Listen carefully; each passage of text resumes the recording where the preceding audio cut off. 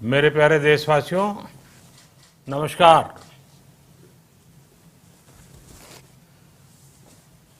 Corona वैश्विक महामारी के खिलाफ लड़ते लड़ते अब हम अनलॉक 2 में प्रवेश कर रहे हैं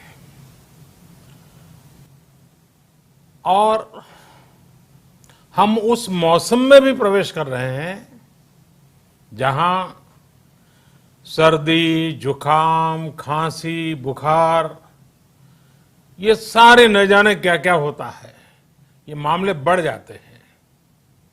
ऐसे में मेरी आप सभी देशवासियों से प्रार्थना है कि ऐसे समय अपना ध्यान रखिए।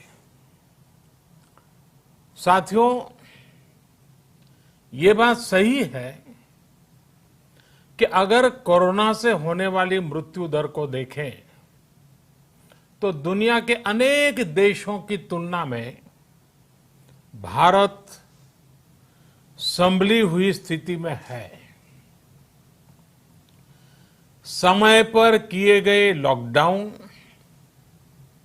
और अन्य फैसलों ने भारत में लाखों लोगों का जीवन बचाया है, लेकिन हम ये भी देख रहे हैं कि जब से देश में अनलॉक 1 हुआ है, व्यक्तिगत और सामाजिक व्यवहार में लापरवाही जरा बढ़ती ही चली जा रही है। पहले हम मास्क को लेकर, 2 गज की दूरी को लेकर 20 सेकंड तक दिन में कई बार हाथ धोने को लेकर बहुत सतर्क थे, लेकिन आज जब हमें ज्यादा सतर्कता की जरूरत है तो लापरवाही बढ़ना बहुत ही चिंता का कारण है। साथियों, लॉकडाउन के दौरान बहुत गंभीरता से नियमों का पालन किया गया था। अब सरकारों को, स्थानीय निकाय की संस्थाओं को, देश के नागरिकों को फिर से उसी तरह की सतर्कता दिखाने की जरूरत है। विशेषकर कंटेनमेंट जोन्स, उस पर तो हमें बहुत ध्यान देना होगा। जो भी लोग नियमों का पालन नहीं कर रहे हैं, हमें उन्हें टोकना होगा, रोकना होगा और समझाना भी होगा। अभी आपने खबरों में देखा होगा, एक देश के प्रधानमंत्री पर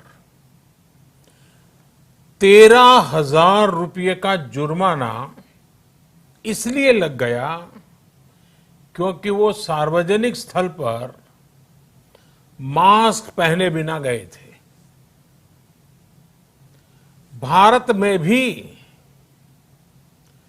स्थानीय प्रशासन को इसी चुस्ती से काम करना चाहिए। ये 130 करोड़ देशवासियों के जीवन की रक्षा करने का अभियान है।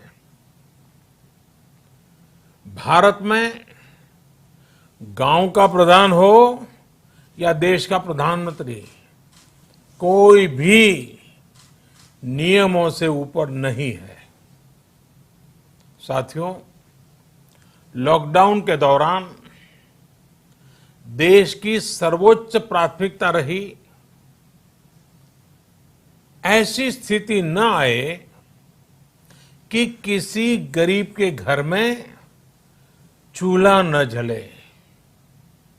केंद्र सरकार हो, राज्य सरकारें हो, सिविल सोसाइटी के लोग हों, सभी ने पूरा प्रयास किया कि इतने बड़े देश में हमारा कोई गरीब भाई बहन भूखा न सोए।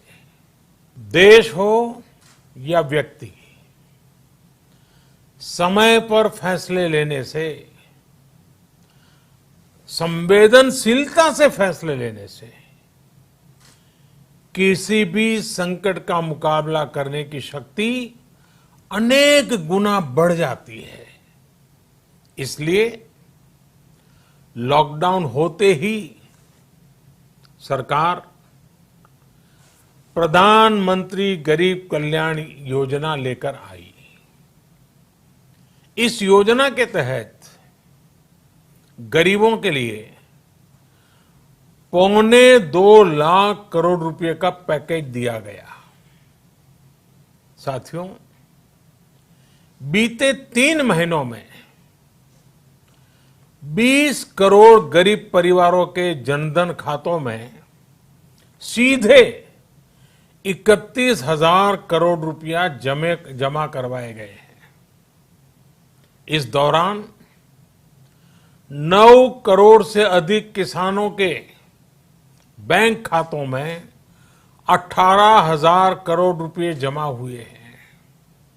इसके साथ ही गांवों में श्रमिकों को रोजगार देने के लिए प्रधानमंत्री गरीब कल्याण रोजगार अभियान तेज गति से आरंभ कर दिया गया है।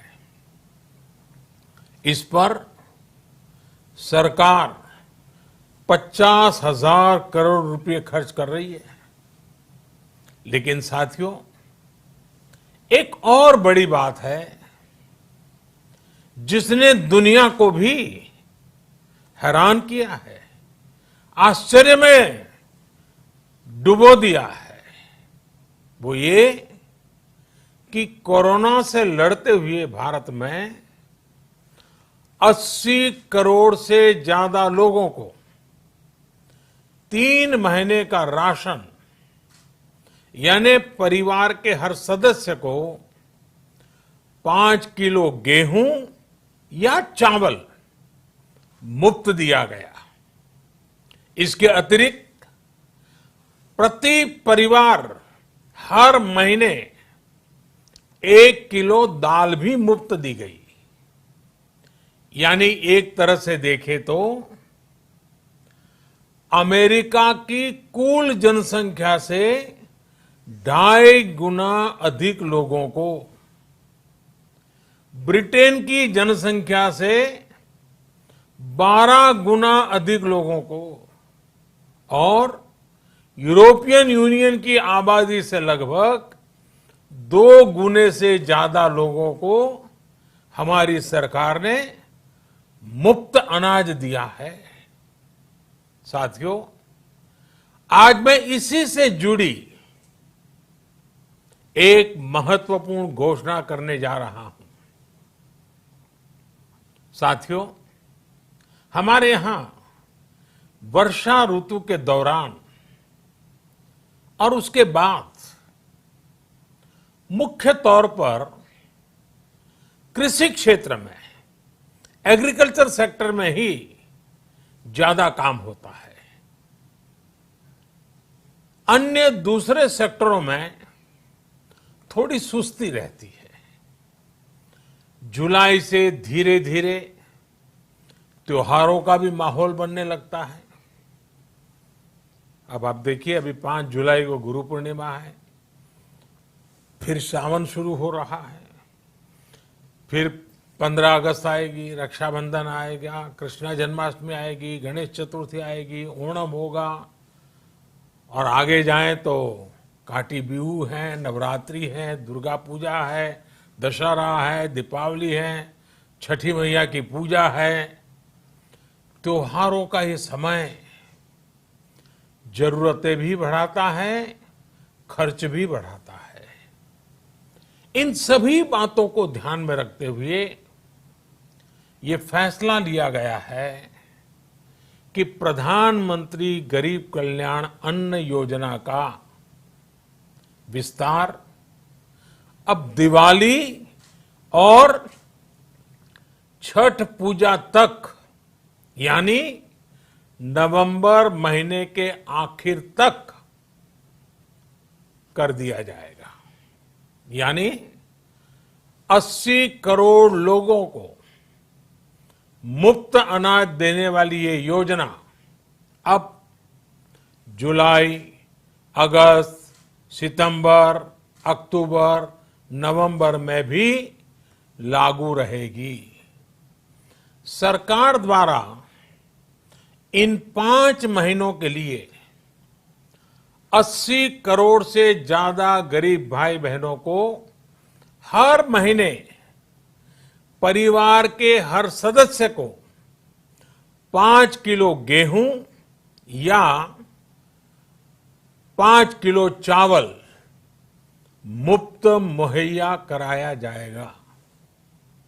और साथ ही प्रत्येक परिवार को हर महीने 1 किलो चना भी मुफ्त दिया जाएगा। साथियों, प्रधानमंत्री गरीब कल्याण अन्न योजना के इस विस्तार में 90,000 करोड़ रुपए से ज्यादा खर्च होंगे। और अगर इसमें पिछले 3 महीने का खर्च भी जोड़ दें तो ये करीब करीब 1.5 लाख करोड़ रुपया हो जाता है। अब पूरे भारत के लिए हमने एक सपना देखा है। कई राज्यों ने तो बहुत अच्छा काम भी किया है। बाकी राज्यों पर भी हम आग्रह कर रहे हैं कि इसको काम को आगे बढ़ाएं। और काम क्या है? अब पूरे भारत के लिए एक राशन कार्ड की व्यवस्था भी हो रही है। यानी एक राष्ट्र एक ration card, one nation one ration card. इसका सबसे बड़ा लाभ उन गरीब साथियों को मिलेगा जो रोजगार या दूसरी आवश्यकताओं के लिए अपना गांव छोड़ करके कहीं और जाते हैं, किसी और राज्य में जाते हैं। साथियों, आज गरीब को, जरूरतमंद को सरकार अगर मुफ्त अनाज दे पा रही है तो इसका श्रेय प्रमुख रूप से 2 वर्गों को जाता है। पहला, हमारे देश के मेहनती किसान, हमारे अन्नदाता। और दूसरा, हमारे देश के ईमानदार टैक्स पेयर। आपका परिश्रम, आपका समर्पण ही जिसकी वजह से देश ये मदद कर पा रहा है। आपने देश का अन्न भंडार भरा है, इसलिए आज गरीब का, श्रमिक का चूल्हा जल रहा है। आपने ईमानदारी से टैक्स भरा है, अपना दायित्व निभाया है, इसलिए आज देश का गरीब इतने बड़े संकट से मुकाबला कर पा रहा है। मैं आज हर गरीब के साथ ही देश के हर किसान, हर टैक्स पेयर का हृदय से बहुत बहुत अभिनंदन करता हूं, उन्हें नमन करता हूं। साथियों, आने वाले समय में हम अपने प्रयासों को और तेज करेंगे। हम गरीब, पीड़ित, शोषित, वंचित हर किसी को सशक्त करने के लिए निरंतर काम करेंगे। हम सारी एहतियात बरतते हुए इकोनॉमिक एक्टिविटीज को और आगे बढ़ाएंगे। हम आत्मनिर्भर भारत के लिए दिन रात एक करेंगे। हम सब लोकल के लिए वोकल होंगे। इसी संकल्प के साथ हम 130 करोड़ देशवासियों को मिलजुल करके संकल्प के साथ काम भी करना है, आगे भी बढ़ना है। फिर से एक बार मैं आप सबसे प्रार्थना करता हूं, आपके लिए भी प्रार्थना करता हूं, आपसे आग्रह भी करता हूं, आप सभी स्वस्थ रहिए, 2 गज की दूरी का पालन करते रहिए, गमछा, फेस कवर, मास्क ये हमेशा उपयोग कीजिए, कोई लापरवाही मत बरतिए। इसी आग्रह, इसी कामना के साथ मैं आप सभी को बहुत बहुत शुभकामनाएं देता हूं। धन्यवाद।